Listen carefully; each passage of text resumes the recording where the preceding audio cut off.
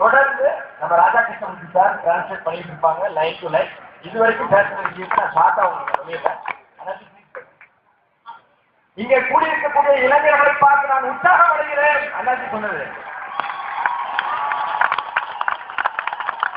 இளைஞர்கள் சக்தி தான் தேசத்தின் சக்தி. உங்களை ரொம்ப ஆசையோடும் ஆவலோடும் நான் பார்க்கிறேன். இளைஞர் சக்தியில நாம வரும்போது எதையும் கொண்டு வந்ததில்லை, போகும்போது எதையும் கொண்டு போறதில்லை. வரும்போதும் சும்மாதான் வந்தோம், போகும்போதும் சும்மாதான் போறோம்.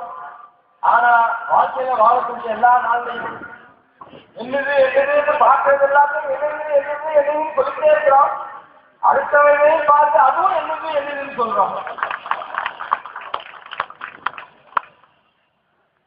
எனக்கு என்னுடைய 25 வயசா இருக்கும்போது தோல்வி வாழ்க்கை எதுக்கு அப்படின்னு சொல்லி டெல்லியில ரயில்வே ஸ்டேஷன்ல ஒரு விவேகானந்தருடைய புக்கை பார்த்தோம்னா எனக்கு உண்மையான விடக்காட்டு.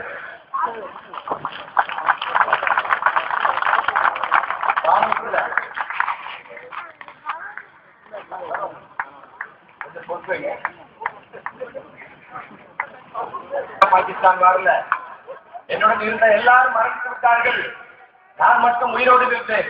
அப்பதான் எனக்குள்ள ஏற்பட்டுச்சு ஒரு கேள்வி, இந்த வாழ்க்கை எதற்கு என்று சொல்லி. வாழ்க்கைன்னா எதுக்கு, ஏன் நம்ம இந்த உலகத்துல பிறந்தோம் அப்படின்னு. அப்பதான் 35 வருஷத்துக்கு முன்னாடி ஏதோ இந்த வாழ்க்கைங்கிறது வந்து தொண்டு செய்யறதுக்கு தான், மக்களுக்கு சேவை செய்யறதுக்கு தாங்கிறது எனக்கு புரிஞ்சிச்சு. எனக்கு வந்து 35, எனக்கும் சகோதரர்கள் இருக்கிறாங்க, அவங்களுக்கும் குழந்தைகள்லாம் இருக்கு. ஆனா 35 வருஷமா நான் அவங்கள பார்த்ததே இல்லை. அவங்களுக்கு எல்லாம் குழந்தைகள்லாம் இருக்காங்க, அவங்க பேரே எனக்கு தெரியாது.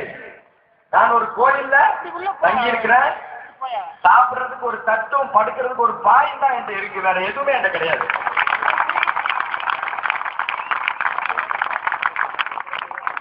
ஆனா 6 மத்திய அமைச்சர்களை வீட்டுக்கு அனுப்பியிருக்கேன்.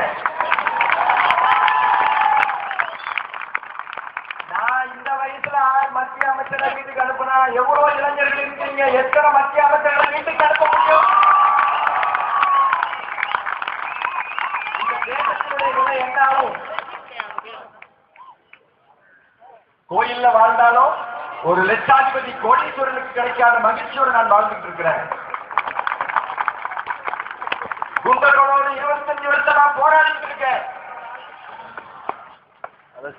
கரப்ஷனை மட்டும் நான் எதிர்க்கல, கிராம முன்னேற்றம், ரூரல் டெவலப்மெண்ட், அதையும் ஒரு பாதையாக்கி இளைஞர்களுக்கு பயிற்சி அளித்து, உண்மையான பாரத தேசம்ங்கிறது இளைஞர்களை முன்னேற்றி அவர்களை பொறுப்பேற்க வைக்கும் போதுதான் உண்மையான பாரத தேசத்தின் வலிமையை நான் பெற முடியும். அதுக்காகவும் நான் ஏற்பாடு பண்ணிட்டு இருக்கேன். 80% மக்கள் சாப்பிட உணவில்லை, குடிக்க தண்ணி இல்லை. ரூரல் டெவலப்மெண்ட்ல ஒரு பகுதியாக ராணேகான் சிட்டியில அண்ணாஜி வந்து ஒரு பாசன முறையை ஏற்படுத்தி ஒரு புரட்சியை ஏற்படுத்தினால அவருக்கு பல விஷயங்கள் கிடைச்சிச்சு. நான் நேரில் போய் பார்த்துக்கனால அதையும் சேர்த்து சொல்றேங்க. அதாவது அந்த சொட்டு நீர் பாசனத்துல நிறைய, அதாவது குறைந்த தண்ணீர்ல நிறைய இடத்த பாசனம் செய்யக்கூடிய ஒரு யுக்தியை கண்டுபிடிச்சிருக்காரு அண்ணாஜி. அதை வந்து செயல்முறையும் படுத்தினார். கிராம சபை, அதாவது 18 வயசு ஆயிடுச்சுன்னா ஒருத்தருக்கு ஓட்டுரிமை ஆயிடுது, ஓட்டுரிமை கிடைச்சிருது. அவர் ஒரு வாட்டி கிராம சபை மெம்பரா இருந்தாருன்னா கடைசி வரைக்கும் அவர் தான் கிராம சபை மெம்பரா இருக்கிறாரு. இப்போ ஒரு வாட்டி எம்பியா இருந்தா அவங்க பிள்ளைங்க எல்லாம் கடைசி வரைக்கும் எம்பி, அதாவது அதே தொழிலாக வியாபாரமா இந்த நிலை மாறணும். அதாவது நாம தான் மக்கள் தான் எஜமான், அவர்கள் நமக்கு சேவகர்கள். எம்பியும் எம்எல்ஏயும் நமக்கு சேவகர்கள். ஆனா உள்டாவா இருக்கு, அவங்க முதலாளி மாதிரியும் நாம அவர்களுக்கு சேவகர்கள் மாதிரி இப்ப மாறி போச்சு.